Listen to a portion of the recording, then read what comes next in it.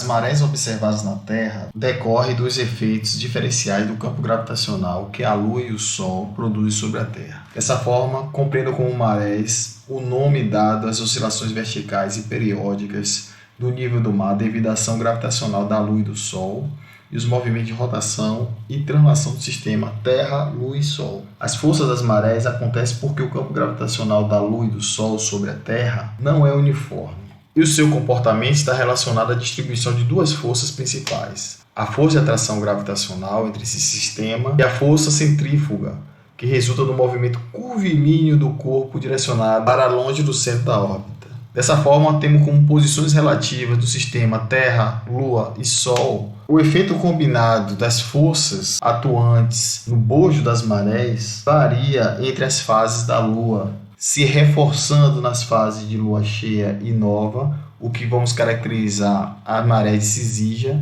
momento em que o sistema Terra, Lua e Sol estão colineares, ocorrendo as variações máximas de marés, e se subtraindo nos momentos de fases crescente e minguante, onde a Lua encontra-se a 90 graus da linha que une a Terra ao Sol, momentos em que ocorrem as variações mínimas de maré. De um modo geral, as marés de Cisígia, a diferença entre as marés alta e baixa é maior do que em outros momentos. A figura animada mostra as fases da Lua e a força gravitacional resultante no bojo das marés, produzindo mais marés de Cisígia no momento em que a Terra, a Lua e o Sol estão colineares, e as marés de quadratura, quando seus efeitos são subtraídos, produzindo variações mínimas de maré. Momento em que a Lua se encontra a 90 graus da linha que une a Terra e o Sol. Já as ondas são resultantes do movimento oscilatório da superfície da água e tem como elementos principais o comprimento de onda, ou seja, a distância entre duas cristas ou dois vales consecutivos, o período, que equivale ao intervalo de tempo em que um evento se repete, e a frequência, a altura, que corresponde à distância entre a crista e o vale de uma ondulação, e a amplitude, que é a metade do valor da altura. Perceba que no movimento oscilatório, uma partícula se movimenta numa trajetória circular, onde a sua magnitude diminui com a profundidade. Dessa forma, podemos delimitar uma linha limite de ação das ondas, conhecida como linha de base das ondas normais, ou seja, é a profundidade abaixo do qual a ação da onda deixa de perturbar os sedimentos contidos no substrato. Em geral, a profundidade da base da onda é aproximadamente igual à metade do comprimento das ondas superficiais, como pode ser verificado na expressão. Em águas profundas, essa profundidade é maior que metade do comprimento de onda, enquanto que em águas rasas, essa profundidade é menor que a metade do comprimento das ondas superficiais. Em águas profundas, as trajetórias de onda, como informado anteriormente, obedecem movimentos circulares e não interagem com o substrato. Já quando a linha de base das ondas normais intercepta a superfície, as trajetórias do fluxo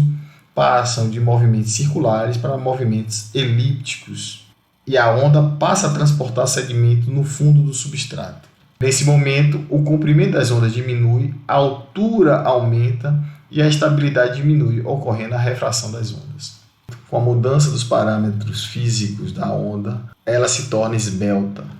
Dessa forma, no momento que as trajetórias de onda deixam de ser circular e passam a elíptica, a onda arrebenta, se tornam instáveis e se quebram em águas mais rasas. Nesse momento é produzido um processo costeiro conhecido como refração das ondas, que é gerado pelo atrito dessas ondulações com o fundo e interfere no ângulo de incidência dos trens de onda que viajam até a linha de costa, fazendo com que elas se paralelizem à linha de costa à medida que se aproximam em águas rasas. Percebam que em águas mais profundas, os trens de onda se orientam com alto ângulo em relação à linha de costa. E à medida que essas ondas interagem com o substrato, elas tendem a se paralelizar à linha de costa, num processo denominado de refração das ondas. Portanto, considerando dois pontos A e B contidos no mesmo trem de onda, o ponto A atinge as águas rasas mais rápido que o ponto B, momento em que a trajetória do fluxo deixa de ser circular e passa a elíptica, e um segmento fica mais lento, no caso, o ponto A. Essa crista tende a se encurvar e se paralelizar à linha de costa no processo de refração.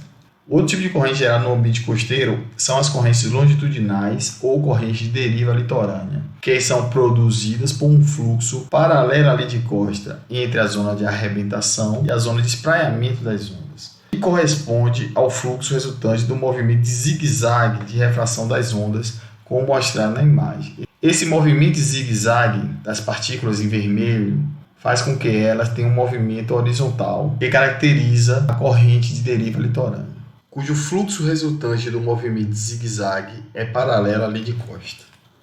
Por fim, são 3 os tipos de correntes geradas por ondas, que serão produzidas a depender da orientação dos trens de ondas em relação à linha de costa.